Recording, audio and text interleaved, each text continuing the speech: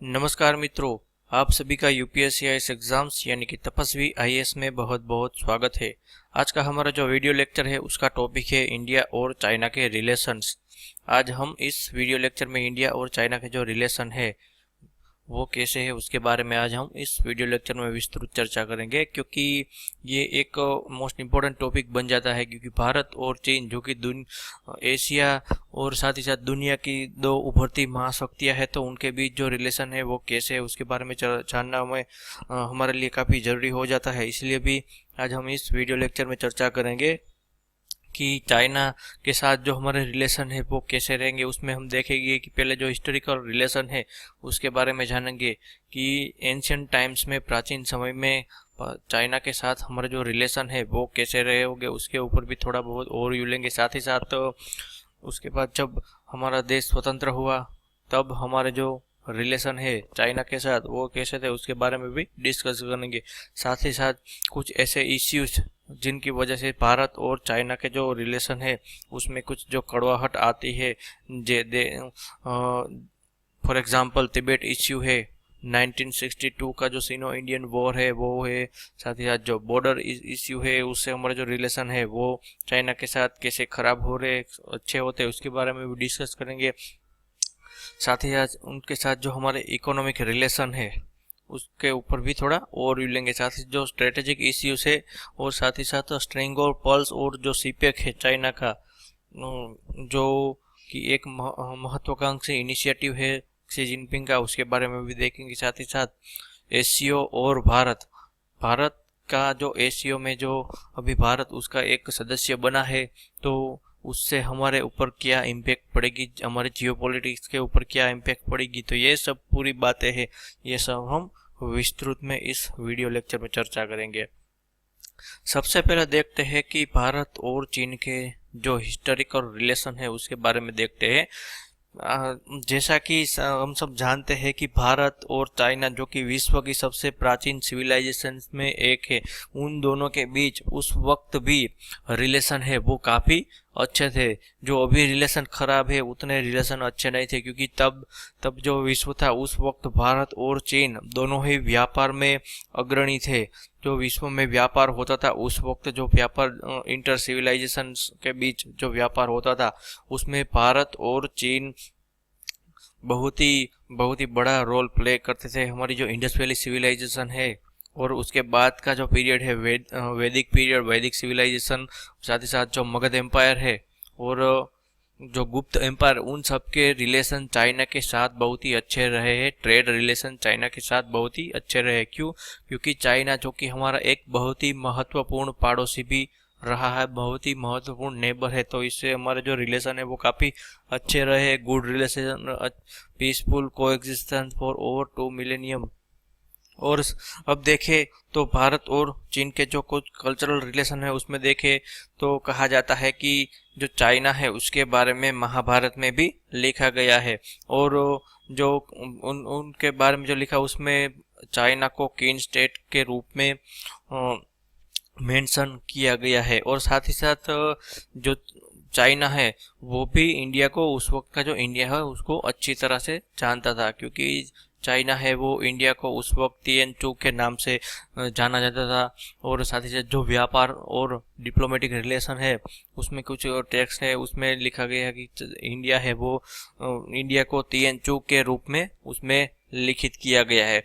और भारत और चाइना का जो सबसे बड़ा कोई कंट्रीब्यूशन कोई देखे तो जो है वो है बुद्धिज्म, जो कि सिल्क रूट के द्वारा ये जो बुद्धिज्म है वो चाइना और साथ ही साथ जापान है, कोरिया है और साउथ ईस्ट एशिया के जो राष्ट्र है वहाँ पर हमारा जो बुद्धिज्म है वो इसी से ही, सिल्क रूट से ही फैला है। साथ ही साथ जो ट्रेड रूट से उसी से ही हमारा जो कल्चरल रिलेशन है वो बहुत ही अच्छे बने हैं। और सम्राट अशोक के काल में ही चाइना के साथ हमारा जो रिलेशन है वो बहुत ही अच्छे थे, क्योंकि उन्होंने ही ये सब जो धम्म महामात्र थे उन सबको ऐसी इन सब जगहों पर बुद्ध धर्म का प्रचार करने के लिए सिल्क रूट का उपयोग करके ही इन सब जगहों पे भेजा था। उसमें एक चाइना भी था। आज हम देखें तो चाइना एक बुद्धिस्ट मेजोरिटी कंट्री के रूप में देखा जाता है। और चाइना के बारे में चाणक्य ने भी अपनी किताब के रूप में लिखा है।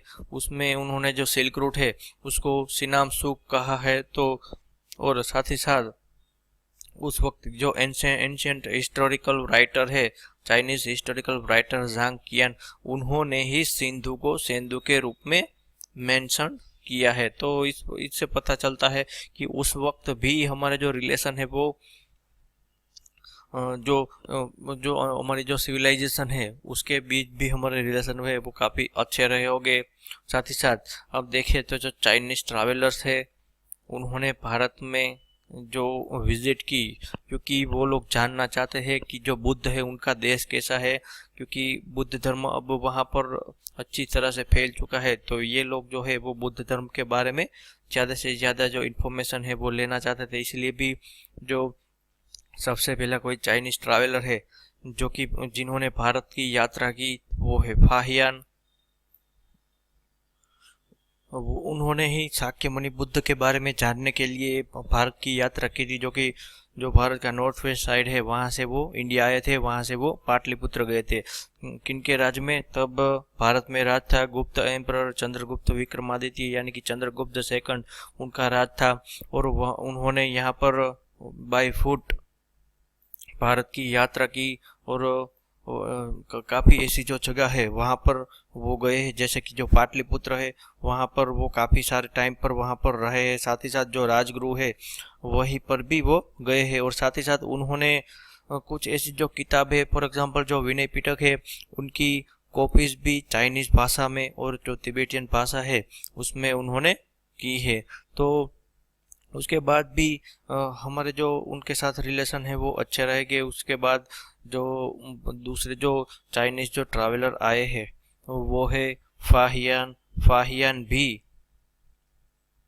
फाहियान ने भी भारत की यात्रा की थी जब जो एम्परर हर्ष है, सम्राट हर्ष, उसका राज था। तब जो माफ कीजिएगा, ये जो ह्यूएन सांग, फाहियान में बोल गया, ये जो ह्यूएन सांग है उन्होंने ही जो दूसरे चाइनीज स्कॉलर थे उन्होंने काफ़ी साल बाद भारत की विजिट की, किसके रेन में?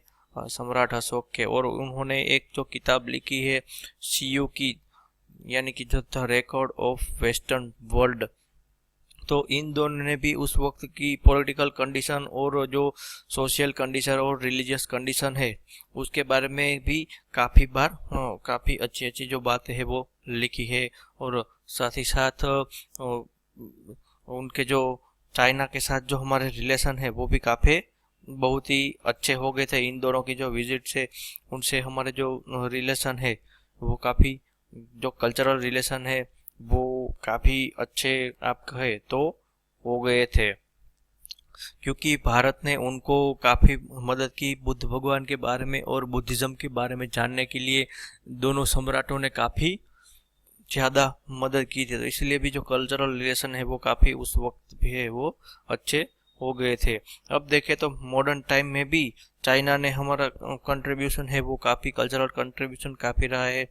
हु सिंस जो कि एक चाइनीज़ फिलोसोफर और साथ ही साथ यूएसए में चाइना के जो डिप्लोमेट और एम्बेसडर भी रहे, उन्होंने कहा है कि India conquered and dominated China culturally for 2000 years without ever having to send a single soldier across the border. यानी कि भारत ने 2000 सालों तक कल्चरली चाइना को डोमिनेट किया है, सिवाय एक भी गोली चलाए बिना। भारत है उन्होंने चाइना के ऊपर 2000 साल तक उनका जो कल्चरल है वो कल्चरल जो डोमिनेंस है वो चाइना के ऊपर बनाए रखा। क्यों ऐसा उन्होंने क्यों कहा? क्योंकि ये जो भारत का जो बुद्ध धर्म है उनका चाइना के ऊपर और काफ़ी जो दूसरी तरह की जो कल्चरल एक्टिविटीज है, जैसे कि जो पेंटिंग्स है उसमें भी जो बुद्ध भगवान की कलाकारी है, मूर्तियाँ है, उनमें भी काफ़ी चाइना की और इंडिया की जो मूर्तियाँ है उसमें काफ़ी सिमिलैरिटी देखने को काफ़ी जगह पर मिली है। और दूसरी बात देखें तो जो मिडाइवल एरा है उसमें भी जो तमिल किंगडम से तमिल साम्राज्य ये सब भी चाइना के साथ काफ़ी जो उनके ट्रेड रिलेशन है वो काफ़ी अच्छे थे।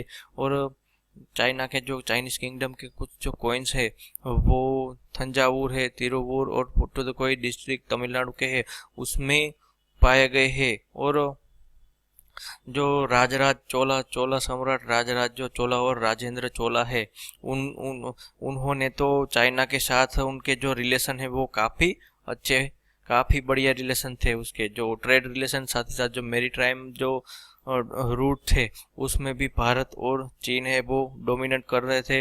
और मिडेवल टाइम में भी जो चाइनीज एडमिरल जेंग है जो कि एक बहुत ही विश्व का सबसे बढ़िया अभी तक का एडमिरल माना जाता है, उन्होंने भी एक जो नेवल एक्सपीडिशन है वो पूरी दुनिया में एक एक्सपीडिशन चलाया था। और उन्होंने ही जो भारत है उसकी विजिट की थी, साउथ इंडिया साथ ही साथ जो कहा जाता है कि वेस्ट बंगाल है उनकी भी उन्होंने विजिट की थी। उसके बाद अब देखें तो मॉडर्न टाइम में जब सिख साम्राज्य अपने उफान चरम पर था तो उनके एक जो सेनापति थे जनरल जोरावर सिंह कलहुरिया जो कि कश्मीर के जो महाराजा थे गुलाब सिंह डोगरा उनके सेनापति थे, उन्होंने जो वेस्टर्न तिब्बत वाला जो एरिया है उनके ऊपर अटैक कर दिया है। और काफी ऐसी जो कहा जाए तो लड़ाइयाँ लड़ी है उसमें गुलाब सिंह और साथ ही साथ जो जोरावर सिंह कलहुरिया है उनकी जीत भी आप कह सकते हैं।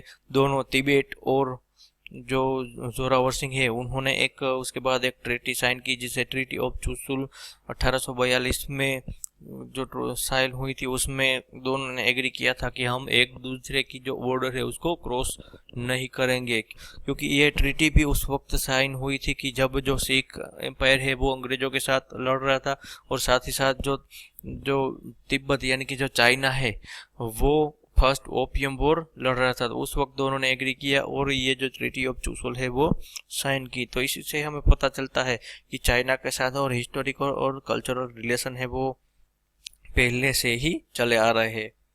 अब देखते हैं इंडिपेंडेंस के बाद में जो रिलेशन है वो पहले तो बहुत ही अच्छे चले लेकिन बाद में है वो बहुत ही खराब होने लगे।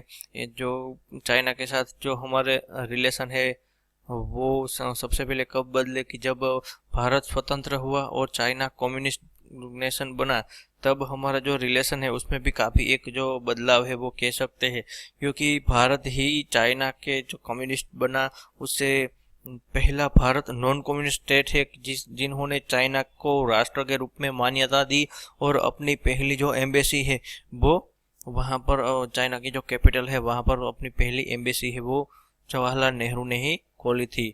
और जो हमारे पहले इंडियन एम्बेसडर थे वो थे के.एम. पानिकर, ये भी आपको याद रखना है।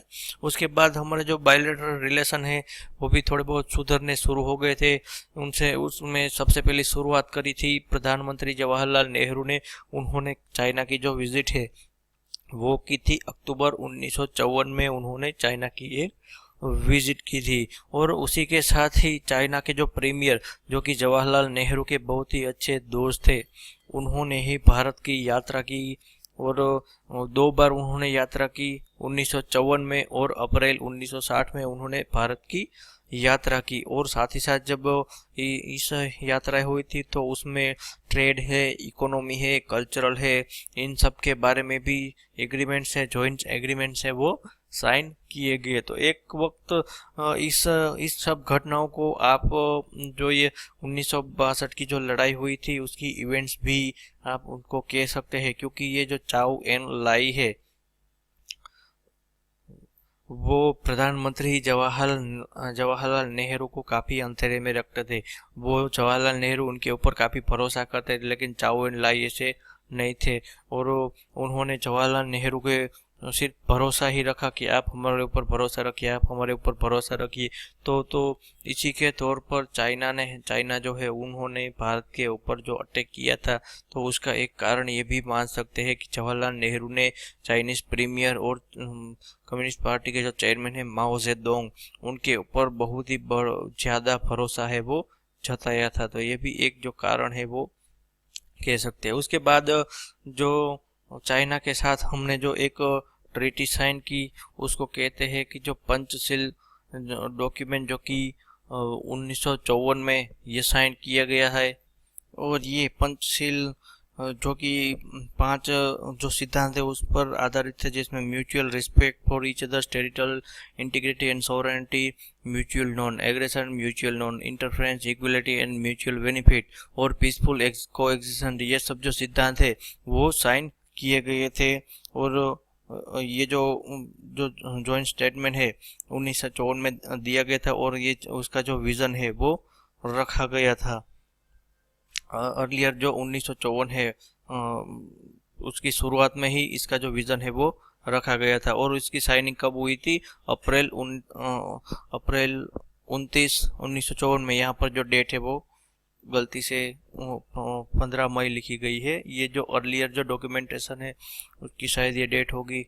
और उसके बाद देखे तो चाइना के ऊपर हमारा जो भरोसा है वो, हमारी सरकार का भरोसा बहुत ही ज़्यादा हो गया था। तो इस वक्त एक जो स्लोगन है वो फेमस था, हिंदी चीनी भाई भाई, जो कि बाद में हिंदी चीनी बाई बाई के रूप में बन गया है। और जो हमारे जो रिलेशन है वो इंडिपेंडेंस और मिड फिफ्थ इंडिपेंडेंस से बाद 1962 तक जो हमारे रिलेशन है वो काफ़ी करीबी दोस्त के रूप में भी एक जो रिलेशन थे। तो इसलिए भी ये जो हिंदी चीनी भाई भाई का जो कॉन्सेप्ट है वो उस वक्त काफ़ी फेमस था, क्योंकि एक दूसरे देश है वो एक दूसरे के ऊपर ज़्यादा भरोसा करते थे। इसलिए भी ये भरोसा ही बाद में 1962 में हमारी जो हार है उसका एक बहुत ही बड़ा कारण है, कारण के रूप में भी आप उसको एक देख सकते हैं। उसके बाद देखें तो चाइना की जो यूनाइटेड नेशन है उसमें भी एंट्री के लिए जवाहरलाल नेहरू ने काफ़ी बार वकालत की है।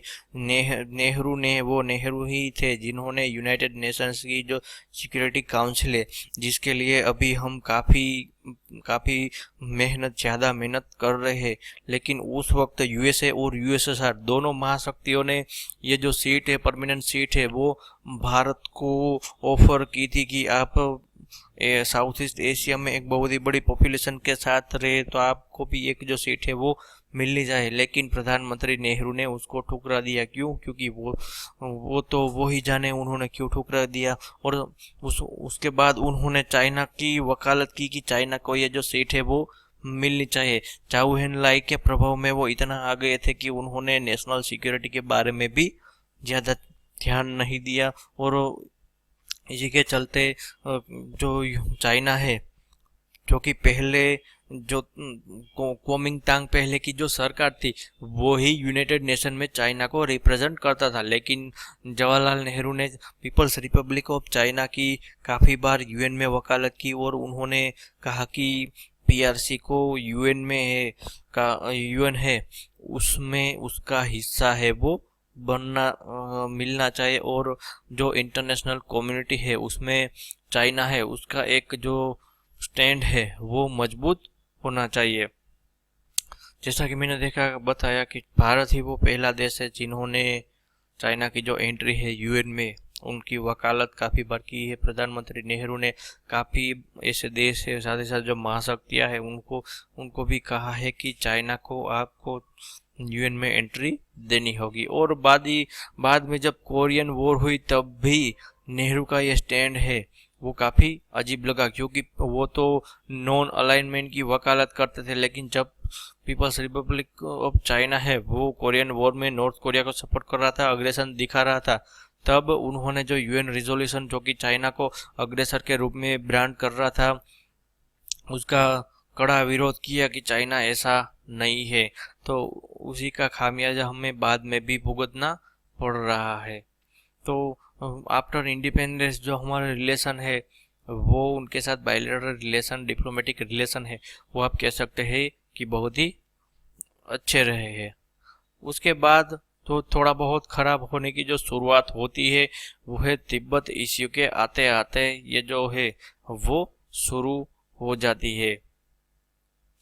और ये जो तिब्बत इश्यू और अक्साई चीन वाला जो मैटर है उसकी शुरुआत भी ब्रिटिशर्स के दौरान ही हुई थी। ब्रिटिशर ने ये जो शिमला एकॉर्ड किया था उसमें ब्रिटेन, चाइना और तिब्बत ने शिमला में एक जो ट्रीटी है वो साइन की थी। और उसमें क्या करा था कि जो तिब्बत का जो स्टेटस है उसके ऊपर एक जो नेगोशिएशन है वो हुआ था। तो इन तीनों स्टेट है उन्होंने ट्रेडी साइन की थी, शिमला अकॉर्ड कहा जाता है।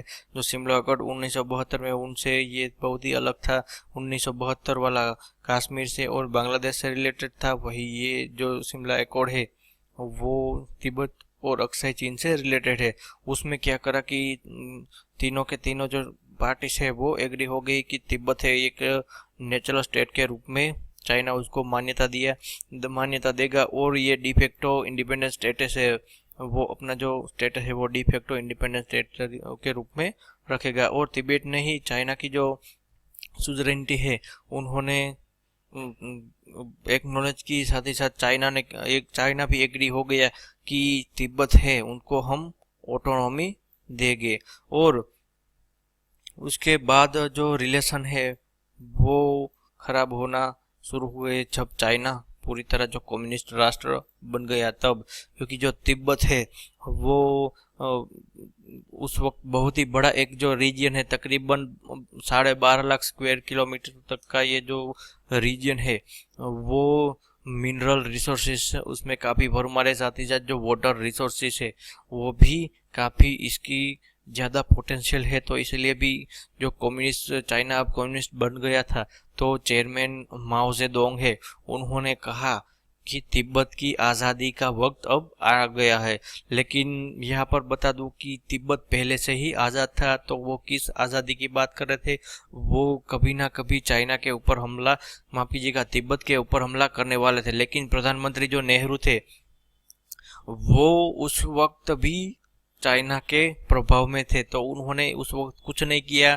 आपको बाय द वे आपको मैं बता दूं कि जब ब्रिटिशर्स ने इंडिया छोड़ा और साथ ही साथ जो तिब्बत है उसके ऊपर भी अपना जो प्रभाव था वो कम किया, तो उसके बाद तिब्बत का जो पॉलिटी, उसकी जो कम्युनिकेशन और फॉरेन पॉलिसी है वो भारत में हाथ में ही थी। ये बात आपको याद रखने होगी कि उस वक्त की तिब्बत का कम्युनिकेशन है, साथ ही साथ हमारी जो मिलिट्री पोस्ट है वो भी काफ़ी तिब्बत में ज़्यादा थी। लेकिन बाद में नेहरू ने क्या करा कि इन सब जगहों से जो हमारी मिलिट्री है वो उन्होंने हटा ली, ये कहते हुए कि दूसरे देश में हमारा इंटरफ्रेंस है वो नहीं रहना चाहिए। तो हुआ ये कि चाइना है उसने तिब्बत के ऊपर एक जो अटैक किया और तिब्बत को ऑक्यूपाई कर लिया है। लेकिन जो हमारे विजनरी जो डेप्यूटी प्राइम मिनिस्टर और होम मिनिस्टर थे सरदार वल्लभ भाई पटेल, उन्होंने नवंबर को एक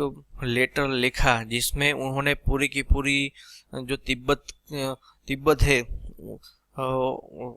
उसकी जो इम्पोर्टेंस है उसके बारे में हमको नेहरू के जो जवाहरलाल नेहरू है उनको आगाह किया कि आप तिब्बत को बचाने के लिए कुछ ना कुछ आपको करना ही होगा। क्योंकि जो सरदार वल्लभ भाई पटेल है वो जानते थे कि जो चाइना है वो कभी ना कभी इंडिया के लिए बहुत ही बड़े खतरे के रूप में उभरेगा। इससे पहले नेपोलियन ने भी कहा था कि चाइना एक सोता हुआ ड्रैगन है, उसको जगाना मत। तो जो सरदार वल्लभ भाई पटेल है वो चाइना का एग्रेशन और चाइना को खतरे के रूप में पहले से ही देख चुके थे। उन्होंने कहा है कि तिब्बत नहीं रहेगा तो आप देखिए कि एक बहुत ही बड़ा जो तिब्बत एक बफर स्टेट के रूप में भी इंडिया के लिए काफ़ी महत्वपूर्ण था। लेकिन जवाहरलाल नेहरू जो कि चाइना के बहुत ही बड़े दोस्त, जाओ एनलाई के बहुत ही बड़े यार थे, उन्होंने ये करा कि जो ये पूरी की पूरी जो आर्मी है वहाँ पर कुछ जो पोस्ट हमारी थी वो वापस ले ली। साथ ही साथ उन्होंने कहा कि दूसरे राष्ट्रों में हमारा जो इंटरफ्रेंस है वो नहीं रहना चाहिए। उसके बाद चाइना ने क्या करा कि चाइना ने तिब्बतियन जो कल्चर है उसको ख़त्म करने के लिए बहुत ही ब्रूटल तरीके से वहाँ पर मुहिम चलाई। चाइनीज़ आर्मी ने जो तिब्बतियन आइडेंटिटी है उसको मिटाने के लिए काफ़ी ऐसी जो मूवमेंट है वो चलाई, जैसे कि आप तिब्बतियन जो लैंग्वेज है उसको रिस्ट्रिक्टेड कर लिया, आपको जो चाइनीज़ लैंग्वेज को वो कंपलसरी बना दिया। जो बहुत ही बड़ी बड़ी पोस्ट होती थी, एडमिनिस्ट्रेटिव पोस्ट होती थी, उसमें भी चाइना ने अपने जो पपेट है उनको वहां पर बिठा दिया। और तिब्बत का पूरा जो एडमिनिस्ट्रेशन है वो बेजिंग से ही शुरू होने लगा। तो चाइना ने भी तिब्बत की जो कल्चर है, साथ ही साथ कल्चरल हेरिटेज है, उसके साथ साथ जो तिब्बत की जो आइडेंटिटी है उसको भी मिटाना शुरू कर दिया 1950 से। लेकिन जब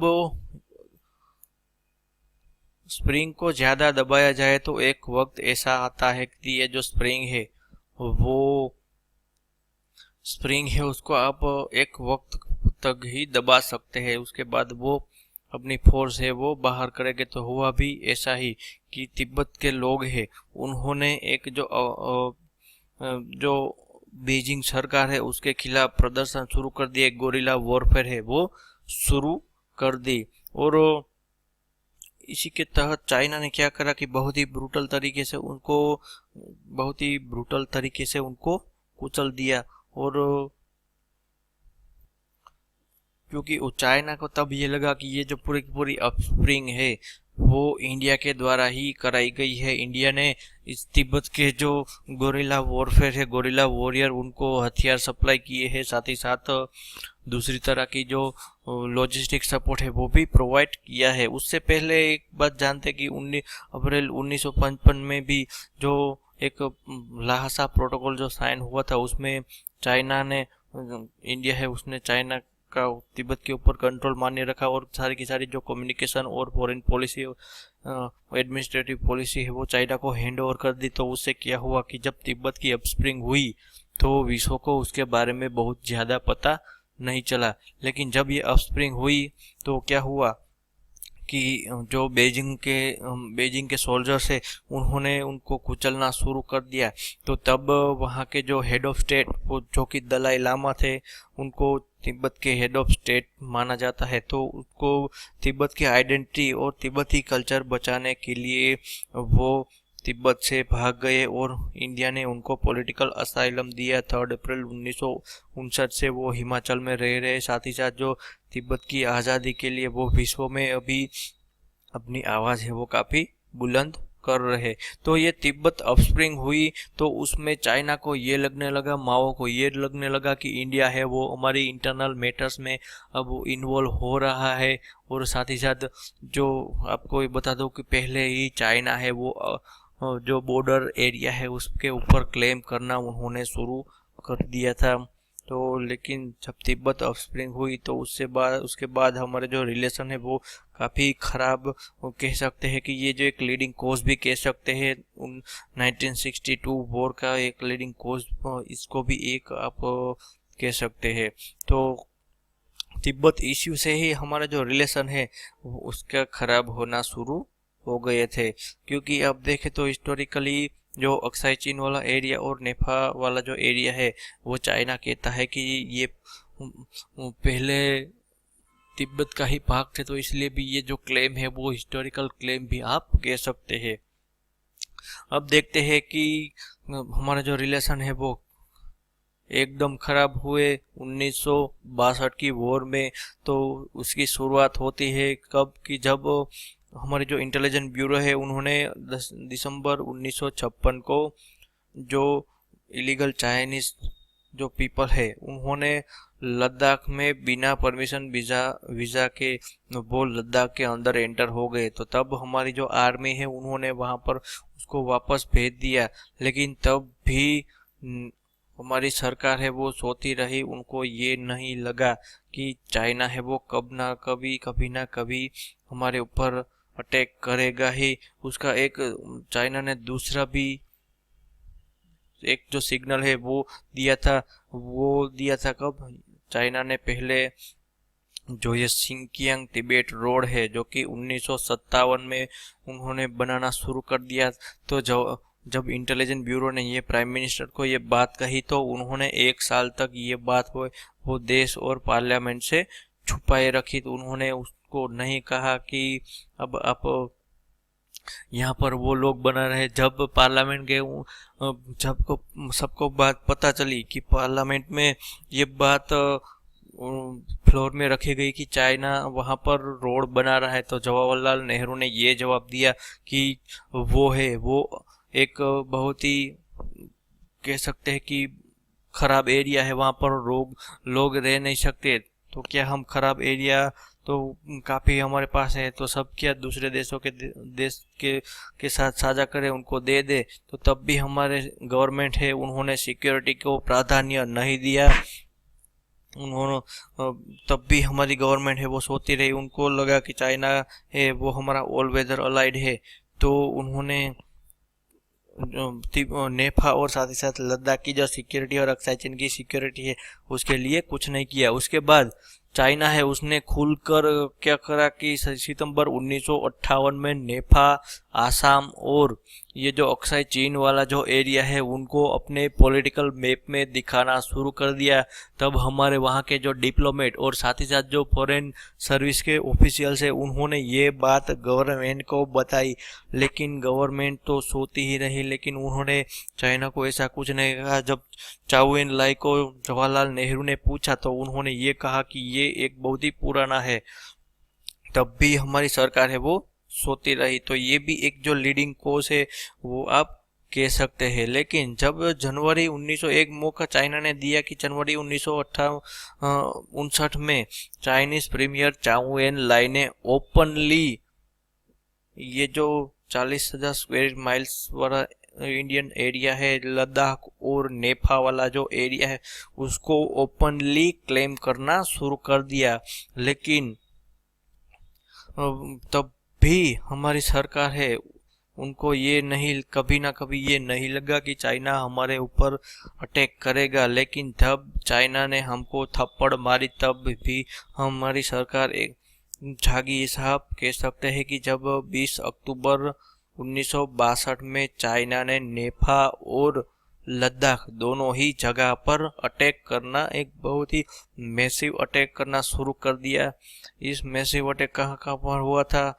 तवांग, वालोंग जो कि वेस्टर्न सेक्टर है वहाँ पर, साथ ही साथ रेजांगला और चुशुल, इन सब जगहों पर चाइना ने अटैक करना शुरू कर दिया। और चाइनीज ट्रूप से उन्होंने नेफा रीजन है वहाँ तवांग जो कि अभी अरुणाचल का एक डिस्ट्रिक्ट है, तवांग को कैप्चर कर लिया था। साथ ही साथ बोमदिला, इन सब जगहों को कैप्चर कर लिया था। क्योंकि हमारी 1962 की हार का एक बहुत ही बड़ा जो कारण है वो लॉजिस्टिक सपोर्ट ही से सपोर्ट कह सकते हैं, साथ ही साथ पॉलिटिकल विल भी कह सकते हैं, साथ ही साथ जो हमारे मिलिट्री स्ट्रेटेजी और मिलिट्री इंटेलिजेंस, इन सब का एक तालमेल भी कभी उतना नहीं था। तो इसलिए भी ये जो 1962 की जो लड़ाई है वो हम बुरी तरह से हारे हैं। उनमें कुछ जो लोगों के नाम लूँ आपको आपके सामने, तो इंटरनेशनल ब्यूरो के जो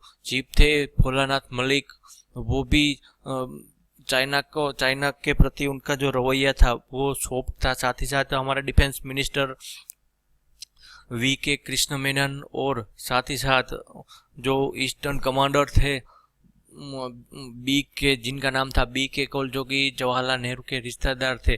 तो इन सब लोगों के बीच तालमेल नहीं था, तो ये भी एक कारण था। साथ ही साथ दूसरा कारण ये भी कि हमारी आर्मी के पास इंफ्रास्ट्रक्चर नहीं था, साथ ही साथ राशन भी उतना नहीं था। तो इसलिए भी ये जो लड़ाई है वो हमारी हार हुई इस लड़ाई में। उसके बाद चाइना जब अंदर तक आ गया तो उन्होंने अचानक ही 21 नवंबर को उन्होंने यूनिलेटरल सीज फायर डिक्लेयर कर दिया। बिना शर्ती जो सीज फायर वो डिक्लेयर कर दिया। क्योंकि अब चाइना को लगने लगा था कि जब ज़्यादा देर तक आप लड़ाई शुरू करेंगे तो विश्व और साथ ही साथ जो वैश्विक कम्युनिटी है उन सबको ये लगेगा कि चाइना ही अटैकर है। तो सारे के सारे जो राष्ट्र है, साथ ही साथ जो सबसे बड़ा खतरा था यूएसए, जो कि कम्युनिज्म को कतई बर्दाश्त नहीं करता था, तो इसलिए भी चाइना है उसने यूनिलेटरल सीज फायर डिक्लेयर किया। कब? नवंबर 1962 में। और जो अभी की जो आप अरुणाचल प्रदेश की जो मैप देखें तो अब जो मैप है वहां तक जिसे मैकमोहन लाइव कहा जाता है, वहां तक वो वापस चले गए। तो 1962 है, उसमें हमारे जो रिलेशन है चाइना के साथ वो एकदम खराब हो गए थे। तो यहाँ पर आप देख सकते हैं कि चाइना है उसने पहले यहाँ पर रोड बनाना शुरू कर दिया था, जो कि तिब्बत को चाइना के जो बीजिंग के साथ जो एक रोड का नेटवर्क था उसके साथ जुड़ गया था। और आपको बता दूं कि चाइना है वो यहाँ तक अंदर, यहाँ का तवांग वाला डिस्ट्रिक्ट है, यहाँ तक वो आ गया था, लेकिन जब अब आगे नहीं बढ़ सका, क्योंकि यहाँ पर उतनी इंफ्रास्ट्रक्चर फैसिलिटी है वो उतनी ज़्यादा नहीं थी। तो चाइना ने जब नवंबर में यूनिलेटरल सीज फायर डिक्लेयर किया, तो उनकी जो फोर्सेस है वो वापस, ये लाइन है यहाँ पर वो वापस आ गई। और लेकिन अक्साई चीन है वहाँ से उनकी आर्मी अभी भी, ये जो पूरा का पूरा रीजन है वो अभी भी चाइना के द्वारा ही कंट्रोल किया जाता है। और साथ ही साथ आप काफ़ी बार न्यूज़ में भी देखेंगे कि ये जो एरिया है यहाँ पर, ये जो पेंगोंग जो लेक है उसके बारे में आप काफ़ी बार सुनोगे कि चाइनीज ट्रूप्स है वो अभी अंदर तक आ जाता है, और जो इन्फिल्ट्रेशन जो होता है वो यहाँ से ही होता है। अब देखते हैं कि जो चाइना और इंडिया के जो कुछ बॉर्डर इश्यू है उसमें भी चाइना है वो, इंडिया और चाइना की जो बॉर्डर है वो तकरीबन 4000 से किलोमीटर की ज़्यादा है, और सभी की सभी जो बॉर्डर है वो हाई हेवीली डिस्प्यूटेड एरिया में ही आती है। और हमारी जो बॉर्डर है उनको 3 सेक्टर में डिवाइड किया जाता है, वेस्टर्न सेक्टर, मिडल सेक्टर और ईस्टर्न सेक्टर। यहाँ पर देखें तो ये पूरा का पूरा जो अक्साई चीन वाला एरिया है ये वेस्टर्न सेक्टर में आता है। वही ये वाला जो एरिया है ना, ये सेंट्रल सेक्टर, ये बहुत ही कम डिस्प्यूटेड है, ये है उतना डिस्प्यूटेड एरिया नहीं है। लेकिन ये जो एरिया है ईस्टर्न सेक्टर वाला एरिया, ये और अक्साई चीन वाला एरिया, ये भी, ये दोनों है वो हाईली डिस्प्यूटेड एरिया के रूप में जाने जाते हैं। चाइना है जो कि अरुणाचल प्रदेश, पूरा का पूरा अरुणाचल प्रदेश है उसके ऊपर क्लेम करता है, साथ ही साथ ये जो सिक्किम है उसके ऊपर भी क्लेम ये कर सकता है, करता है, क्योंकि माओ, चेयरमैन जो माओ है उसका कहना है कि जो तिब्बत आपके हाथ है, तो ये लद्दाख, नेपाल, भूटान, सिक्किम और अरुणाचल, ये सब उनकी उंगलियां है। तो इसीलिए भी ये पूरे के पूरे रीजन में चाइना है वो उतना जो एग्रेशन है वो दिखा रहा है। तो आपको सिर्फ ये नाम याद रखना है, वेस्टर्न सेक्टर, सेंट्रल सेक्टर और ईस्टर्न सेक्टर। उसमें सबसे पहले जो वेस्टर्न सेक्टर देखे तो ये वेस्टर्न सेक्टर है वो जम्मू और कश्मीर के सिंकियांग और तिब्बत के साथ जुड़ती है, तो वो सबसे ज़्यादा है 1570 किलोमीटर तक की ये जो बॉर्डर है वो मस्तगढ़ रेंज और अखिल रेंज है उसके साथ साथ जुड़ती है, और काराकोरम पास है वो भी इसके साथ ही जुड़ता है। और ये जो हाजी लंगार है उससे 24 किलोमीटर नॉर्थ से ये जो बॉर्डर है वो शुरू होती है।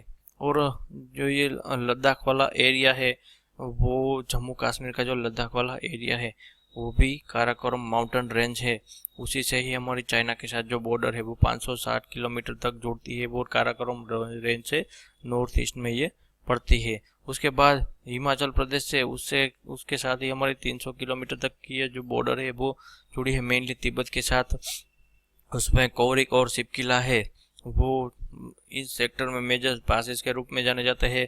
और साथ ही साथ जो जम्मू का ये जो हिमाचल प्रदेश में भी देखे तो किन्नौर, लाहौल और स्पीति, ये सब है वो चाइना और तिब्बत के साथ जुड़े हैं। उसके बाद आता है सेंट्रल सेक्टर जो कि देमचौक और बॉर्डर नेपाल तक की है, ये 545 तकरीबन 500 550 किलोमीटर तक की है, और उत्तराखंड और हिमाचल प्रदेश से ये सटी हुई है, और ये लिस्ट डिस्प्यूटेड पोर्शन माना जाता है। उसमें छोटे छोटे कुछ ऐसे सेक्शन है जिसमें चाइना क्लेम करता है, लेकिन ये उतनी डिस्प्यूटेड हैवीली अक्साई चीन और नेपाल जितनी डिस्प्यूटेड नहीं है। उसके बाद आती है ये जो ईस्टर्न बाउंड्री है, ईस्टर्न सेक्टर, ये 1400 तकरीबन 1400 किलोमीटर तक का है।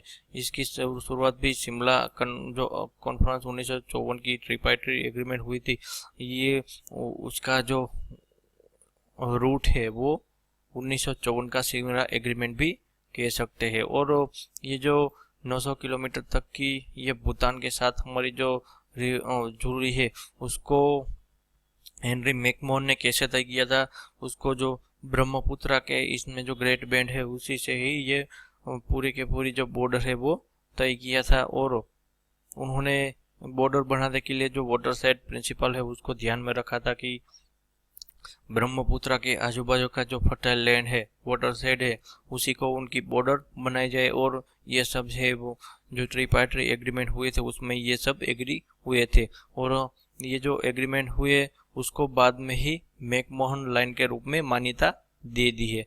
तो ये भी एक जो बॉर्डर इश्यू है वो चाइना के साथ हमारे चल रहे आ रहे हैं। और आप हाल ही में आपने जो डोकलाम स्टैंड ऑफ भी आप देख रहे हैं तो ये भी इसका ही एक पार्ट है। साथ ही साथ जो छोटे छोटे जो चाइनीज आर्मी, चाइनीज ट्रूप्स है वो इन्फिल्ट्रेट कर रहा है हमारी बॉर्डर को। और बॉर्डर के वहाँ पर जो टेंशन क्रिएट होती है तो ये इस मैकमोहन लाइन के रूप में जो मैकमोहन लाइन है जो कि डिस्प्यूटेड है उसी से ही होती है। क्योंकि चाइना का ये मानना है कि ये जो मैकमोहन लाइन है उसका कोई हिस्टोरिकल एविडेंस नहीं है, प्रूव उतना नहीं है। पहले चाइना ये सब एरिया पर हिस्टोरिकल क्लेम करता है।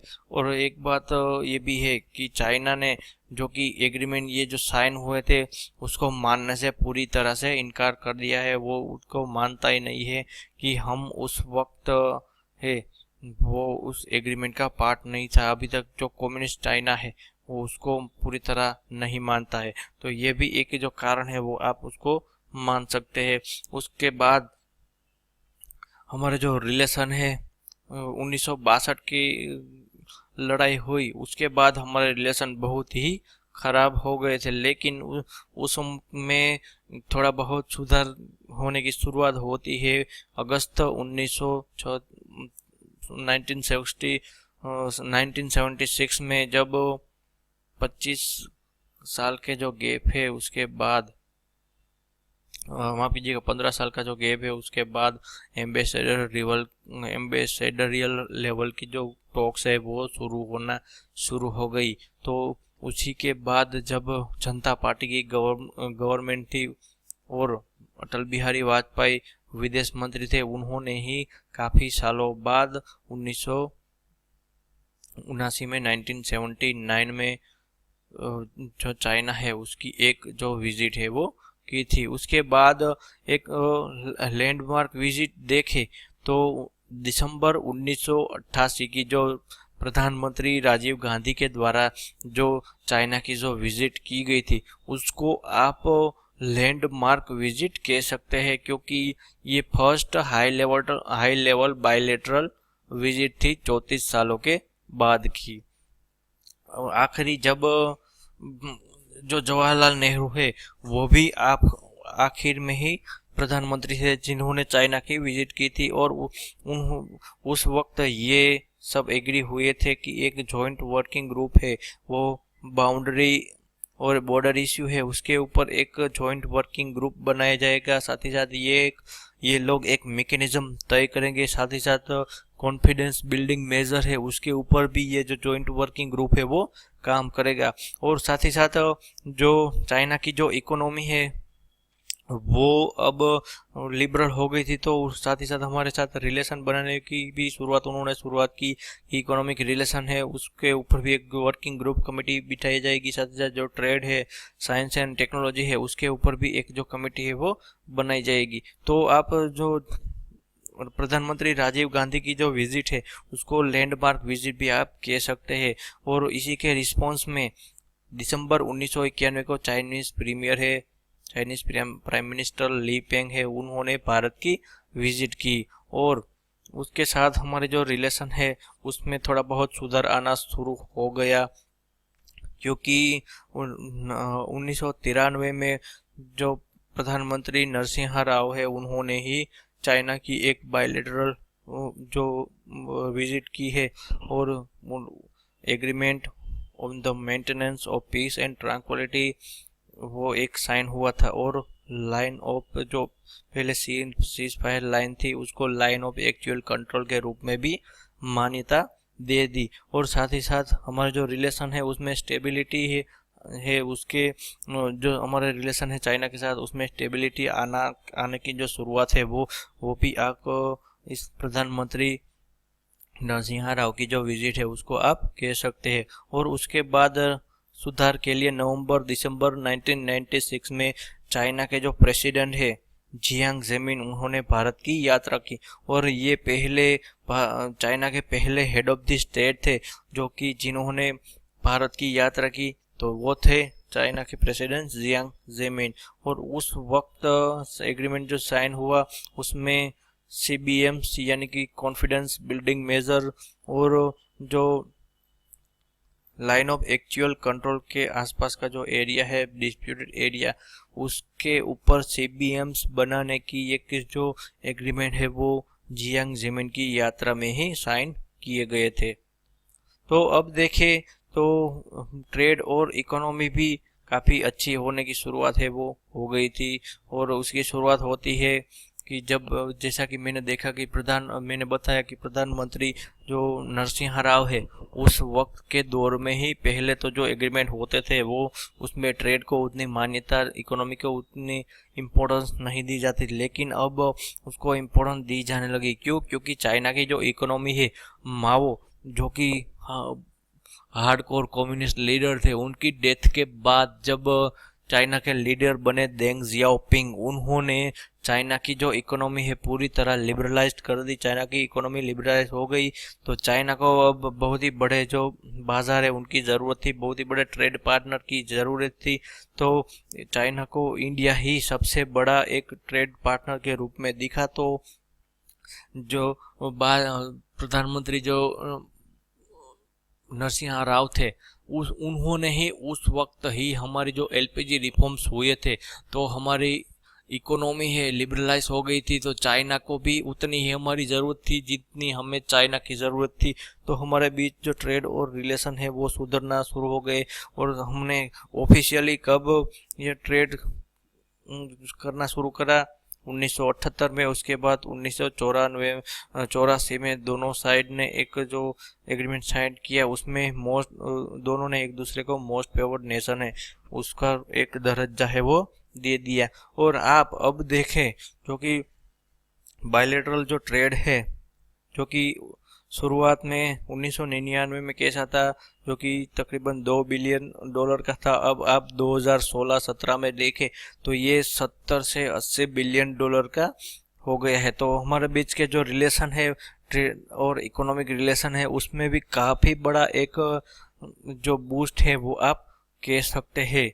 और there are several institutional mechanism for India's economy and commercial engagement with China। इसके लिए भी हमने चाइना के साथ एक जो मैकेनिज्म है वो तैयार किया है। उसमें India China joint economic group on economic relation and trade है। साथ ही साथ साइंस एंड टेक्नोलॉजी से JEG कहा जाता है। ये एक मिनिस्ट्रियल लेवल की जो डायलॉग है मैकेनिज्म जो कि राजीव गांधी की जो विजिट द्वारा तय किया गया था। तो इसी से ही हमारी जो इकोनॉमी है उसको काफ़ी एक जो बूस्ट है वो मिला है। साथ ही साथ अटल बिहारी वाजपेयी की जो विजिट थी उसने जॉइंट स्टडी ग्रुप है इकोनॉमी के ऊपर वो बनाया था और उन दोनों ने तय किया कि जब दोनों देश है वो ट्रेड और इकोनॉमी को एक्सपांड करेंगे।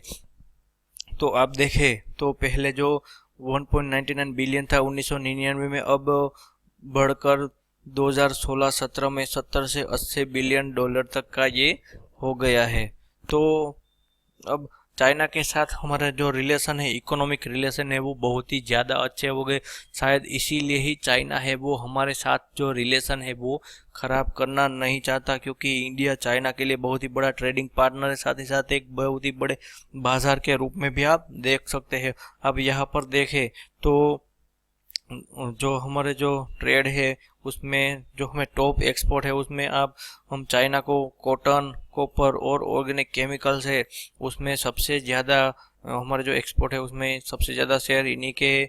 और साथ ही साथ आप इंपोर्ट और एक्सपोर्ट की जो रेशियो देखें तो वो भी चाइना के साथ बहुत ही बड़ा है। लेकिन चाइना से हम क्या इंपोर्ट करते हैं? इलेक्ट्रॉनिक मशीनरीज, ऑर्गेनिक केमिकल्स और फर्टिलाइजर्स है वो चाइना से ज़्यादा इंपोर्ट करते हैं।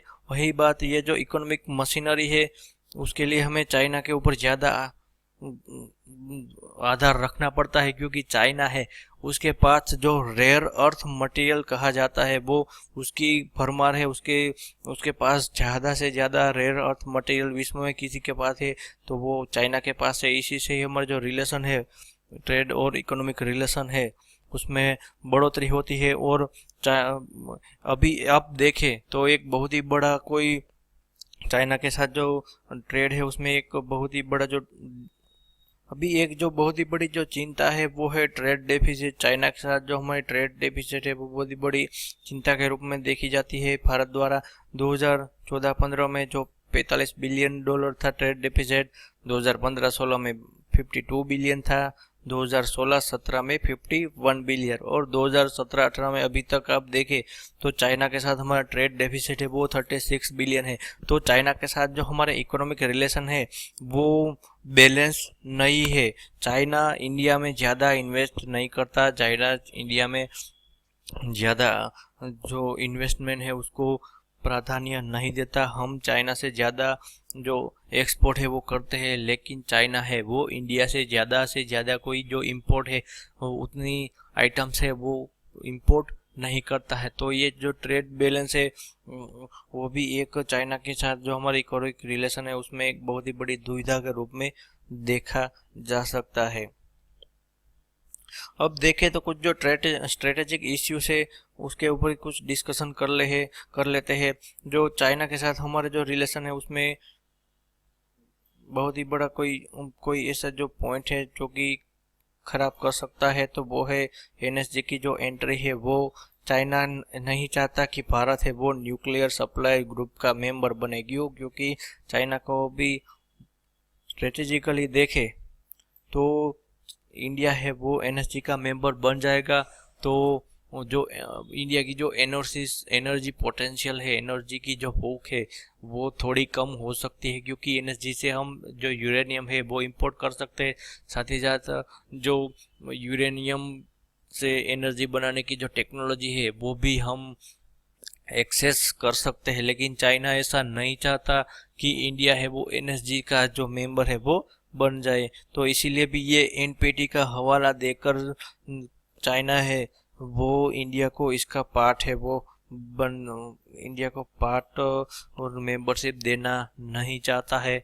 उसके बाद आता है यूनाइटेड नेशंस के जो सिक्योरिटी रिफॉर्म्स है उसमें भी यूएनएससी के बाकी के मेंबर है वो चाइना की इंडिया की जो बीड है उसको फुल सपोर्ट देते हैं, लेकिन चाइना ही ऐसा मेंबर है यूएनएससी का जो कि चाइना इंडिया की जो ये मांग है यूएनएससी रिफॉर्म्स की, यूनाइटेड नेशन सिक्योरिटी काउंसिल में परमानेंट सीट की, उसको चाइना ही एक अकेला ऐसा देश है जो कि पूरी तरह उसका विरोध करता है। चाइना का कहना ये है कि अगर आप जापान से अलग होकर आप अपनी भीड़ बढ़ाते हो तब भी हम आपको सपोर्ट करेंगे। ये बात आपको बता दो कि ये जो G4 नेशंस है, इंडिया, जर्मनी, जापान और ब्राज़ील, ये सब है, ये उन्होंने एक G4 नेशंस बनाया है ब्लॉक, और ये सब देश एक दूसरे की जो बीड है यूएन नेशन सिक्योरिटी काउंसिल में परमानेंट सीट की उसको सपोर्ट करते हैं। लेकिन चाइना नहीं चाहता कि जो भारत है वो इससे जापान के साथ जोड़कर इसकी अपनी जो बीड है वो जापान के साथ ना जोड़े, तब हम उसको सपोर्ट करेंगे। साथ ही साथ चाइना का कहना ये है कि आप इसका इस्तेमाल है वो पाकिस्तान के खिलाफ नहीं करेंगे, तब हम आपको कुछ जो कंडीशनल जो सपोर्ट है तब हम आपको सिर्फ कंडीशनल सपोर्ट ही देंगे। उसके बाद बहुत ही एक बड़ा जो स्ट्रेटेजिक जो इश्यू है वो है यूएस इंडिया कोऑपरेशन। भारत के हमारे साथ जो अभी रिश्तों में सुधार आ रही है तो ये भी चाइना के लिए एक बहुत ही बड़ा एक जो स्ट्रेटेजिक इश्यू है वो बन गया है, क्योंकि चाइना और यूएसए के जो रिलेशन है वो एक राइवल के रूप में देखे जा सकते हैं। भारत उतना चाइना का विरोधी नहीं है जितना यूएसए है उसका चाइना का विरोधी है। आप चाइना के लोगों को भी पूछे तो वो भारत की बजाय यूएसए को ही अब सबसे बड़ा अपना जो दुश्मन है वो यूएसए को ही देखेंगे। तो जब हमारे जो यूएसए के साथ रिलेशन, ट्रेड रिलेशन, साथ ही साथ जो हम यूएसए के साथ जो हथियार का सौदा करते हैं, हथियार वहाँ से इंपोर्ट करते हैं, तो ये भी चाइना के लिए एक बहुत ही बड़ा चिंता का कारण बन जाता है। उसके बाद ये जो मालाबार एक्सरसाइज है, जो कि चाइना के तीन जो जो विरोधी राष्ट्र है, चाइना को ये लगता है कि ये जो मालाबार एक्सरसाइज है, जिसमें चाइना, यूएसए और जापान, ये तीनों ही मेन कंट्री है, तो चाइना को ये लगता है कि इंडिया है इसका इस्तेमाल चाइना की जो सॉवरेनिटी है उसके खिलाफ करता है। अभी आप देखिए तो काफ़ी सालों से ये जो मालाबार एक्सरसाइज हो रही है वो अब इंडियन ओशियन से हटकर साउथ चाइना सी है वहाँ पर ये फोकस ज़्यादा होने लगी है, चाहे वो फिलीपाइन सी के आसपास हो या जापान जापान जो देश है उसके आसपास ये जो एक्सरसाइज है वो करी जाती है। तो चाइना को ये लगता है कि ये जो मालाबार एक्सरसाइज है वो हमारी जो सॉवरेनिटी है उसके ऊपर एक बहुत ही बड़ा खतरा है। तो ये भी एक हमारे जो रिलेशन में उसमें एक बहुत ही बड़ा टर्निंग पॉइंट हो सकता है। अब उसके बाद देखें तो ये जो स्ट्रिंग ऑफ पर्ल्स है ये भी एक बहुत ही बड़ा जो स्ट्रेटेजिक इश्यू है। पहले आप स्ट्रिंग ऑफ पर्ल्स की बात करें तो ये उसको एक जियोपॉलिटिकल थियरी के रूप में एक जाना जाता है कि चाइना है वो इंडिया को एनसर्कल करने के लिए इंडियन ओशियन रीजन में अपने कुछ जैसे कि मोतियों की जो माला होती है उसके ही रूप में भारत को घेरने के लिए और साथ ही साथ अपनी डोमिनेंस इंडियन ओशियन रीजन में बनाने के लिए काफ़ी ऐसे जो राष्ट्र है उनको हेल्प कर रहा है, अपने जो फ्रेंड है वो बना रहा है। तो चाइना पहले ही इंडिया के ऊपर क्लेम कर रहा है कि जो हिंद महासागर है वो इंडियन ओशियन नहीं है, वो चाइनीज ओशियन है। तो हिंद महासागर जो कि हमारी एक लाइफ लाइन भी आप कह सकते हैं, साथ ही साथ हिंद महासागर में हमारा जो वर्चस्व है उसको कम करने के लिए चाइना है वो मिलिट्री फैसिलिटी है, यहाँ पर ये फैकल्टी नहीं है, मिलिट्री फैसिलिटी है। जो चाइना है वो इंडिया को एनसर्कल करने के लिए मिलिट्री फैसिलिटी है वो काफ़ी ऐसे जो राष्ट्र है वो वहाँ पर ये बना रहा है। और एयर बेसिस है, मिलिट्री बेसिस है, नेवल बेसिस है, उसका सेटअप है वो कर रहा है। साथ ही साथ देखें तो पहला तो है स्ट्रेट ऑफ मलक्का। चाइना का मानना है कि जिसे मलक्का डिलेमा भी कह सकते हैं कि जब इंडिया के साथ युद्ध या फिर ऐसी इमरजेंसी परिस्थिति आएगी तो इंडिया है वो मलक्का स्ट्रेट को पूरी से पूरी तरह ही ब्लॉक कर देगा। तो उससे क्या होगा कि चाइना का 80% जो ऑयल है वो मिडल ईस्ट से इंपोर्ट होता है। तो अगर इंडियन नेवी इस छोटे से जो नैरो पैसेज है स्ट्रेट ऑफ मलक्का उसको ब्लॉक कर देती है तो चाइना के लिए एक बहुत ही भयंकर परिस्थिति हो सकती है। शायद इसीलिए भी ये जो सी पैक है उसके ऊपर ज़्यादा ध्यान दे रहा है।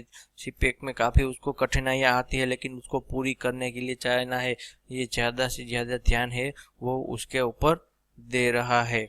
उसके बाद आता है म्यांमार सितवे।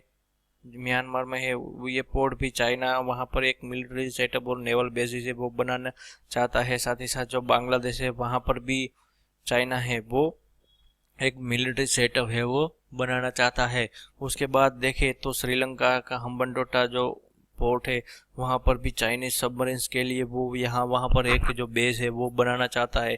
और पाकिस्तान जो कि चाइना की एक गर्लफ्रेंड भी कह सकते हैं, वहाँ पर तो ये ग्वादर और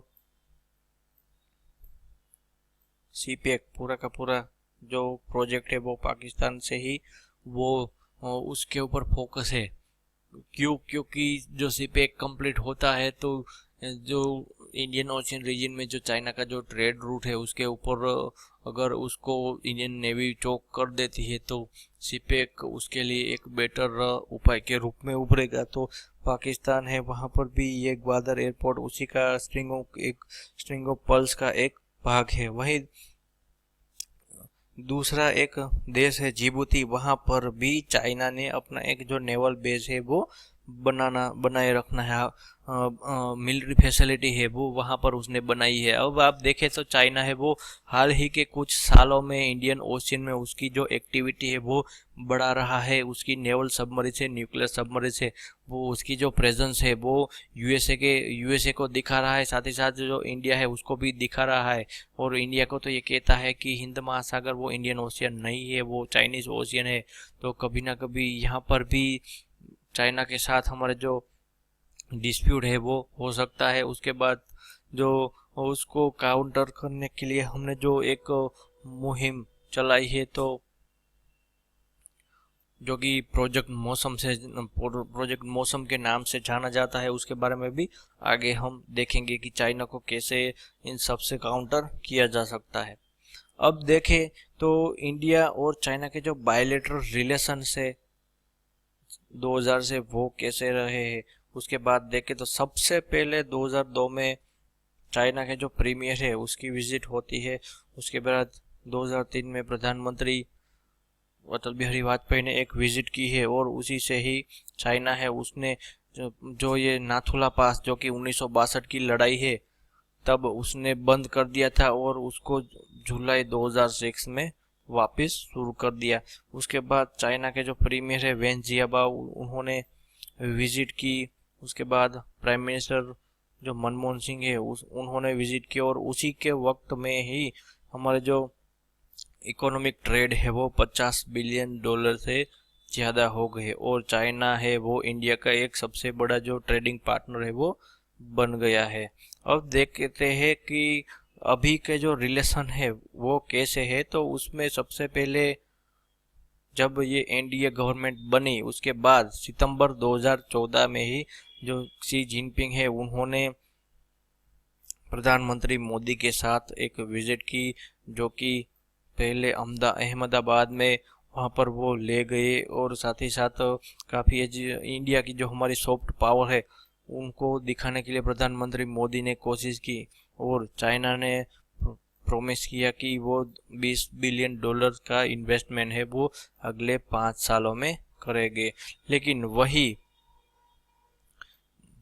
फेस टू फेस और जो स्टैंड ऑफ है वो लद्दाख रीजन में वो उस वक्त ही शुरू हो गई थी। तो तब भी एक जो रिलेशन है उसके ऊपर एक उंगली उठाई गई थी।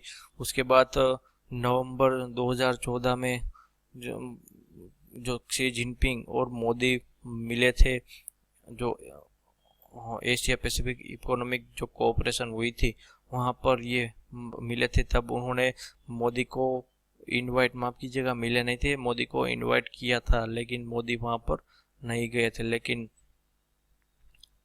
जब जनवरी 2015 में ओबामा हमारे रिपब्लिक डे परेड के चीफ गेस्ट बने, तब चाइना ने हमारे साथ रिलेशन सुधारने के लिए एक जो मुहिम है आप उसको कह सकते हैं कि ओबामा जब इंडिया छोड़कर गए तो चाइना के साथ हमारे रिलेशन खराब ना हो, तो इसीलिए भी उन्होंने जो हमारे एक्सटर्नल अफेयर्स मिनिस्टर है सुषमा स्वराज वो बीजिंग गई और चाइना के जो प्रेसिडेंट है शी जिनपिंग उसके साथ मुलाकात की।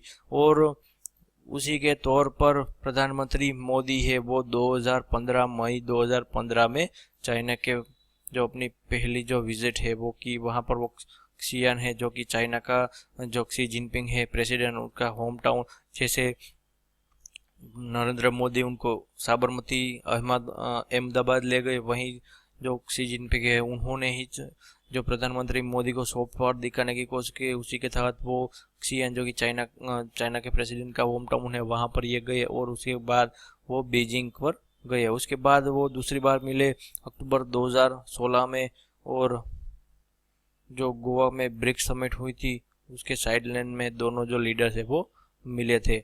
और उसके बाद जो रिलेशन है उसमें बहुत ही बड़ा सुधार कब आया, जब जून 2017 में चाइना ने की जो कोशिश की कि भारत है वो शंघाई कोऑपरेशन ऑर्गेनाइजेशन का फुल मेंबर बन जाए, और वहाँ पर मोदी और चाइनीज जो प्रेसिडेंट है उन्होंने एक दूसरे की जो कंट्री है उसको सपोर्ट करने के लिए एक दूसरे का धन्यवाद भी किया है।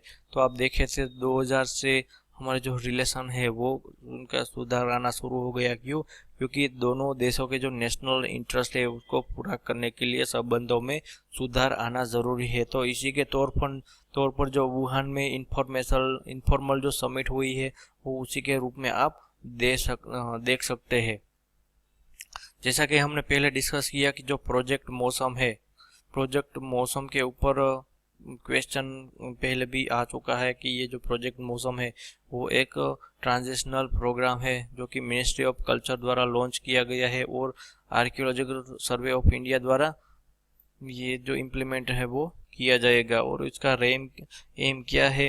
इसका एम है जो एंशियंट मैरीटाइम रूट्स है और कल्चरल लिंक्स है और इंडियन ओशियन रीजियंस में जो सभी जो रिपब्लिक जो नेशंस है उसके जो पहले जो मैरीटाइम रूट्स है उसको एक दूसरे के साथ कनेक्ट करना।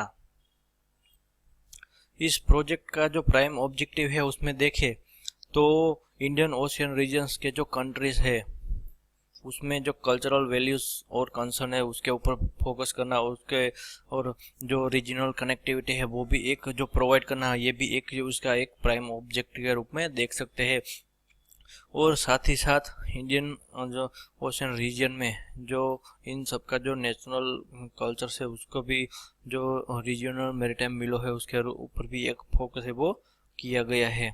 और साथ ही साथ ये इंडियन ओशियन रीजन में जो कि ईस्टर्न अफ्रीका से अरबियन पेनिनसुला, इंडियन सब कॉन्टिनेंट से श्रीलंका और साउथ ईस्टर्न आर्किपेलागो, इन सब जगहों पर जो फैला हुआ है वहाँ पर की जो सारे के सारे जो राष्ट्र है उसको इसके साथ जोड़ना। और जो कि पहले जो सेलर थे जो कि हवा का इस्तेमाल करके जो ट्रेड रूट का इस्तेमाल करते जो व्यापार करते थे उसी को अभी उसकी खोज करना और इन सब राष्ट्रों को रिकनेक्ट करना, तो ये उसका एक एम है। और ये 38 सेशन वर्ल्ड हेरिटेज कमिट की जो 38 सेशन हुई थी दोहा में जून 2014 में, तब ये जो प्रोजेक्ट मौसम है वो लॉन्च किया गया था। अब देखिए तो हाल ही में जो 2017 में जो दोनों देशों के बीच जो कन्फ्रंटेशन हुआ था डोकलाम क्राइसिस के ऊपर, तो डोकलाम के ऊपर आप देखें तो इसकी शुरुआत होती है कि जो चाइना है वो इस जगह पर जो रोड है वो बना रहा था। तो तब क्या करा कि इंडियन आर्मी है उसने उसका पुरजोर से विरोध किया और रोड कंस्ट्रक्शन है वो रुकमा थी। जो है डोकलाम पेटू कहाँ पर है? ये भूटान के वेस्टर्न साइड में 89 किलोमीटर का ये एक जो प्लेटू है वो चाइना द्वारा क्लेम किया जाता है। ये जो आप एरिया देख रहे हैं येलो रंग का, ये है वो चाइना द्वारा क्लेम किया जा रहा है और अभी भूटान के द्वारा ही है। और ये जो क्राइसिस हुआ था वही है, यहाँ पर ये जो ट्राई जंक्शन है वो यहाँ पर हुआ था। और भारत ने इसका कड़ा विरोध क्यों किया कि ये जो चोम्बी वैली है यहाँ पर चाइना जो रोड बना रहा है वो यहाँ पर अंदर तक आ जाता है, यहाँ तक आ जाता है। चाइना का कहना है कि ये जो गेम जोन है वो यहाँ पर तक वो रोड बना जाता है, अगर ये इतना अंदर आ जाता है तो हमारी ये जो सिलीगुड़ी कॉरिडोर है, साथ ही साथ जो हमारी ये जो चिकन स्नैक जो कि बहुत ही नैरो एरिया है, नैरो पैसेज देता है हमें हमारे नॉर्थन ईस्टर्न राज्यों के साथ जुड़ने का, तो इसके ऊपर एक बहुत ही बड़ा खतरा आ जाता था। इसलिए भी हमारी जो आर्मी है उन्होंने ये वाला जो एरिया है ना यहाँ पर उसका बहुत ही बड़ा एक जो बहुत ही पुरजोर तरीके से चाइनीज आर्मी का विरोध किया। और बाद में ही ये जो है वो एग्री हुए, चाइना और इंडिया अगस्त आते आते एग्री हुए कि अब जो ये डिस्प्यूट है वो म्यूचुअली सोल्व करेंगे, क्योंकि चाइना को अब लगा कि इंडिया है वो इंडियन आर्मी है और साथ ही साथ इंडिया का जो विल पावर है उसको भी उसने पूरी तरह देख लिया। तो चाइना है वो हमारे साथ के जो इकोनॉमिक रिलेशन है वो ख़राब नहीं करना चाहता, इसलिए भी वो अगस्त 2017 में एग्री हुआ कि अब हम वहाँ से रोड नहीं बनाएंगे। तो इंडिया भी उसी के साथ ही एग्री हो गया और जो हमारे जो रिलेशन है और विश्व को भी थोड़ी बहुत शांति हुई, क्योंकि ये दोनों के दोनों है वो न्यूक्लियर वेपन स्टेट है। तो इसीलिए भी ये जो न्यूक्लियर जो ये जो मिलिट्री स्टैंड ऑफ हुआ था उसके ऊपर विश्व के जो देश है वो नज़र रख रहे थे। अब देखें तो जो वुहान समिट है, जो ये वुहान समिट हुई थी, वो डोकलाम स्टैंड ऑफ के बाद जो रिलेशन है उसको सुधारने के लिए ही ये हुई थी। ये वुहान समिट थी वो इनफॉर्मल समिट थी। प्रधानमंत्री नरेंद्र मोदी और चाइना के जो प्रेसिडेंट है शी जिनपिंग, उन्होंने अप्रैल 2018 में वो चाइनीज सिटी है वुहान, वहाँ पर ये मिले थे। और ये डोकलाम स्टैंड ऑफ के बाद की कोई ऐसी हाई लेवल मीटिंग नहीं थी, लेकिन ये जो वुहान समिट है वो उसके बाद पहली ऐसी हाई लेवल समिट है वो की गई है। तो उसमें इन दोनों जो देश है वो अपने जो व्यूज़ है बायलैटरल और ग्लोबल इम्पोर्टेंस के ऊपर उन दोनों चर्चा की, साथ ही साथ नेशनल्स के जो डेवलपमेंट है, करंट और फ्यूचर इंटरनेशनल सिचुएशन है, उसके ऊपर भी दोनों देशों ने अपने जो व्यू पॉइंट्स है वो साझा किए हैं। और साथ ही साथ जो इंडिया और चाइना, जो कि एशिया के साथ विश्व की एक बहुत ही बड़ी जो इकोनॉमी है, वो दोनों एक दूसरे के साथ अलग थलग नहीं रह सकते। और रीजनल और ग्लोबल सिग्निफिकेंस है उसके ऊपर भी दोनों देशों के जो रिश्ते हैं उसमें खटास आती है, तो उनके ऊपर भी एक बहुत ही बड़ा प्रभाव पड़ता है। तो ये वुहान समिट है, उन दोनों उसमें ये एग्री हुए कि हम उसके ऊपर ज़्यादा है वो जोर देंगे। साथ ही साथ ये दोनों जो CBM कहा जाता है उसके ऊपर भी दोनों एग्री हो गए कि फ्यूचर में हम ऐसे जो मैकेनिज्म बनाए, इससे हमारे जो इकोनॉमी के साथ ही साथ जो मिलिट्री इंटरेस्ट है वो भी दोनों के देश है उसके साथ साझा किए जाए, और दोनों देश है उसमें संबंध है उसमें खटास ना आए। और इसी के तहत चाइना की जो फॉरेन मिनिस्ट्री है उन्होंने एक स्टेटमेंट दिया कि चाइना है वो इंडिया को BRI यानी कि जो बेल्ट एंड रोड इनिशिएटिव है उसमें जुड़ने के लिए वो इंडिया के ऊपर ज़्यादा जोर है वो नहीं देगा। अब देखें तो जो CPEC है वो भी हमारे लिए एक बहुत ही बड़ा जो कंसर्न है उसके रूप में देखा जा सकता है। CPEC जो कि चाइना के जो प्रेसिडेंट है शी जिनपिंग, उसका एक महत्वाकांक्षी प्रोजेक्ट है वो माना जाता है, उसका एक विजन है वो भी माना जाता है, जो कि ग्वादर है उसको, जो कि साउथर्न वेस्टर्न पाकिस्तान बलूचिस्तान में स्थित है, उसको जो जिनजियांग प्रांत है, ऑटोनोमस रीजन है जिनजियांग प्रांत, उसको जोड़ता है। और इसी से ही ये जो एक रोड नेटवर्क बनता है, उसी से ही ऑयल और गैस से उसके ट्रांसपोर्ट के लिए उसका इस्तेमाल किया जा सकता है।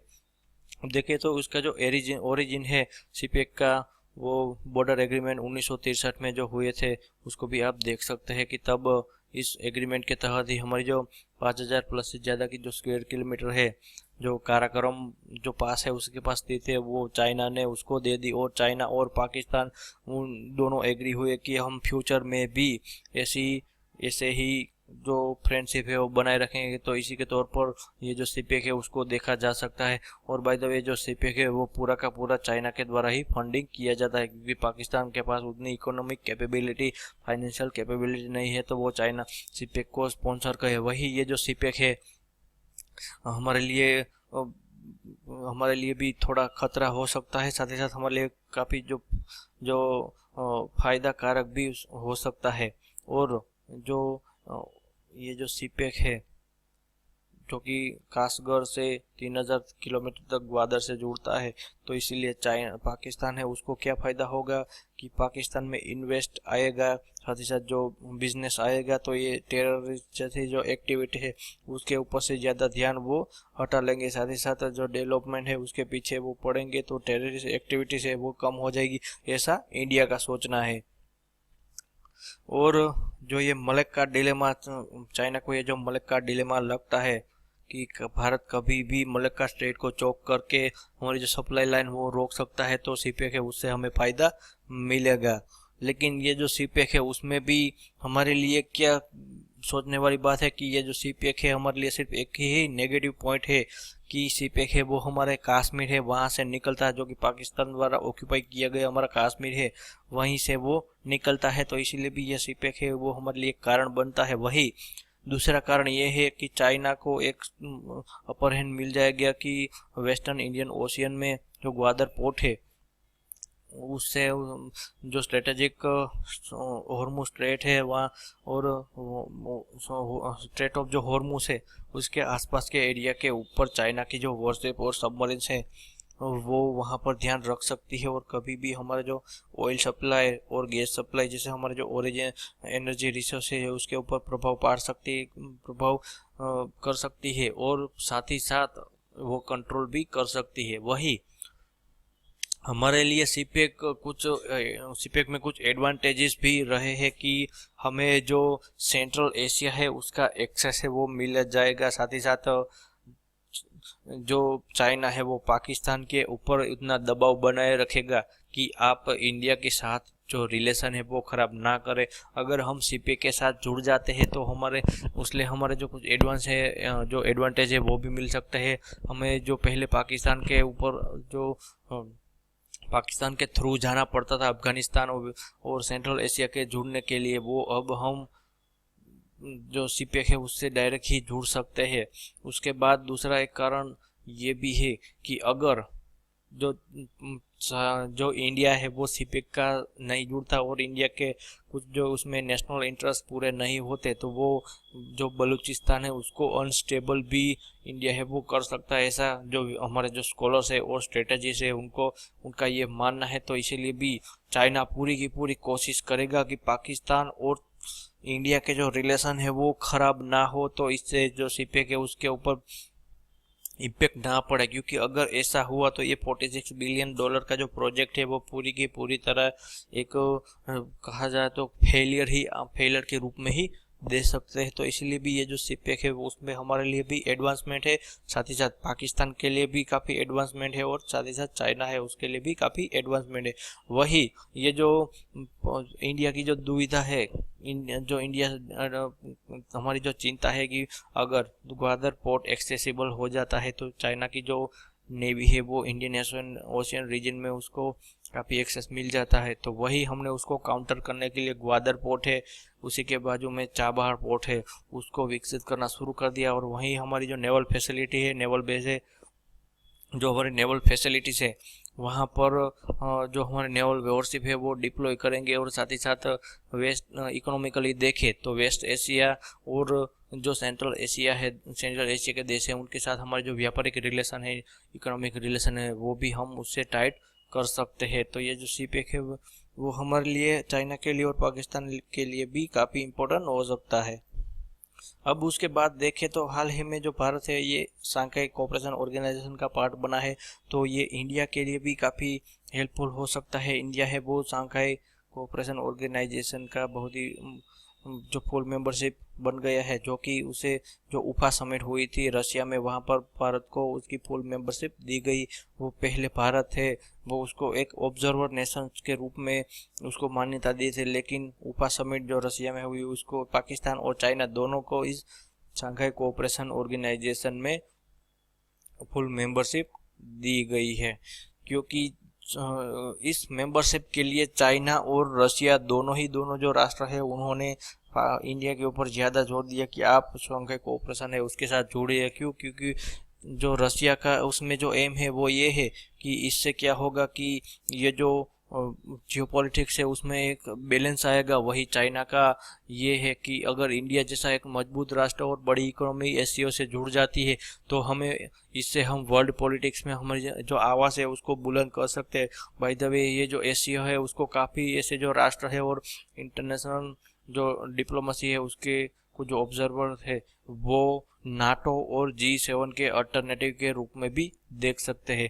और ये एसीओ क्या है, ये Eurasian economic political and military organisation है। जैसे नाटो है ऐसे ही ये जो एसीओ है उसकी भी फॉर्मेशन है वो नाटो के तरह के रूप में ही बनाई गई है, जिसमें इकोनॉमिक कंसर्न जो इंटरेस्ट हो गए साथ ही साथ उन सब देशों के पॉलिटिकल और मिलिट्री इंटरेस्ट है वो भी हो गए। तो इसीलिए भी नाटो के रूप के अल्टरनेटिव के रूप में देखा जा सकता है। वहीं इस एशियो में विश्व की 3 सबसे बड़ी इकोनॉमी और 3 सबसे बड़ी जो मिलिट्री है वो इसमें इन्वॉल्व है। उसमें रशिया, चाइना और इंडिया जो कि विश्व की सबसे बड़ी मिलिट्री और इकोनॉमी के रूप में देखा जा सकता है। तो इसीलिए भी शंघाई कोऑपरेशन ऑर्गेनाइजेशन है उसको G7 और ये जो नाटो है उसके अल्टरनेटिव के रूप में देखा जा सकता है। वही चाइना को भी ये लगता है कि अगर इंडिया एससीओ से पूरी तरह से जुड़ जाएगा तो हमारे लिए इकोनॉमिकली भी काफ़ी अच्छा होगा। और इंडिया के लिए फ़ायदा क्या है कि हमें जो जो सेंट्रल एशिया है उसका जियोपॉलिटिकल एक्सेस मिल जाएगा, वही इकोनॉमिक एक्सेस भी वो वहीं से ही मिल जाएगा। और जो एससीओ समिट हाल ही में हुई थी वहाँ पर उसी में भी चाइना है, उसने वहाँ पर बॉर्डर रोड और जो ये BRI इनिशिएटिव है वो उन्होंने वहाँ पर रखा था, जो कि पूरे के पूरे जो सभी के सभी जो राष्ट्र है एससीओ के मेंबर वो उस पर एग्री हो गए थे। सिर्फ इंडिया ने ही उसका एक बहुत ही बड़ा कड़ा विरोध किया। सोवरेनिटी का हवाला देकर भारत ने इसका बहुत ही बड़ा हवाला दिया, क्योंकि ये जो BRI है वो हमारे जम्मू और कश्मीर से निकलता है। और इस जो हाल ही में जो किंगडाओ समिट हुई थी उसमें इंडिया ने इसी के तहत ये जो CPEC है उसको एंडोर्स करने से रिफ्यूज कर दिया। तो ये जो शंघाई कोऑपरेशन ऑर्गेनाइजेशन है वो हमारे लिए काफ़ी एक इम्पोर्टेंट हो सकता है। तो इससे हमें वैश्विक प्लेटफॉर्म भी मिलेगा, साथ ही साथ जो रीजनल प्लेटफॉर्म है वो भी मिलेगा, क्योंकि इससे हम सेंट्रल एशिया को भी एक्सेस करेंगे। वही चाइना, इंडिया और रशिया मिलकर ऐसी जो वैश्विक जो परिस्थिति आती है जिसमें हमें वेस्टर्न कंट्रीज को काउंटर करना होगा, तो एससीओ है वो इंडिया के लिए भी काफ़ी फायदाकारक हो सकता है। तो ये था मेरा जो पूरा का पूरा लेक्चर था, वो इंडिया और चाइना का रिलेशन के ऊपर में था। तो आशा करता हूँ कि आपको ये जो पूरा का पूरा वीडियो लेक्चर है वो अच्छा लगा होगा।